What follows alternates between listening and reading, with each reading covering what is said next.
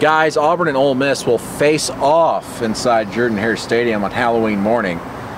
Auburn is an underdog, rare underdog against Ole Miss at home. You don't see that often. How do you see this one panning out, James? Well, I think it's going to play out similar to last week in that it'll be close, it'll be competitive, hard-fought, pretty physical game. But I do think also similar to last week, I think Ole Miss will be able to prevail here. I think that Auburn will be able to score. I think they'll be able to move the ball against Ole Miss quite a bit, as they have in years past. But I think Ole Miss, with Chad Kelly throwing it and Laquan Treadwell catching it, I think they're going to be able to connect enough and score enough points to lead the Rebels to a win. I've got it 35-28. How about you, Wes? I've actually got an Auburn win here, guys. I don't know what it is. This is the first. Because you're stupid. It must be. This is the first time that Auburn's going to be playing at home in 4 weeks. That's, I think, the longest home drought for Auburn since like 2008. So, you know, it might.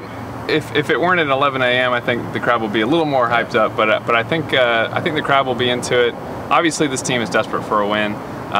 There have been some positives, at least on the offensive side of the ball. I feel like in the last couple of weeks they've gotten a little bit better against Kentucky, got a little bit better against Arkansas.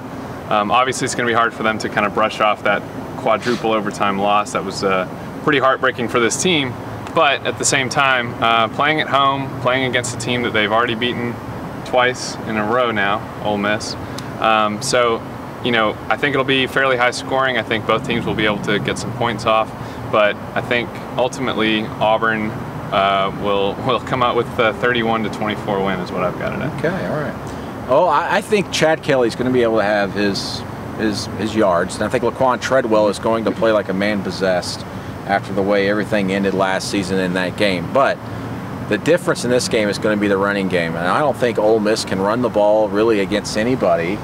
And that has been Auburn's weak point in the defense. I think their pass defense has gotten a little bit better over these past few weeks. I think it's going to be able to hold up just enough with the team and the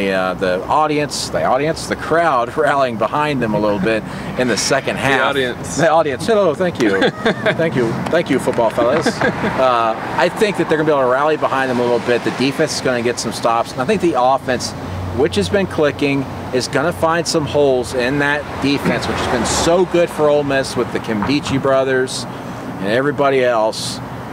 I've got Auburn winning too, 30-27 in a back-and-forth game with Auburn stepping up in the end and its defense holding Ole Miss down and picking up a third straight win against the Rebels and sending the college football playoff rankings into, not disarray, but making things interesting in the SEC West as Ole Miss no longer controls its own destiny for the SEC championship.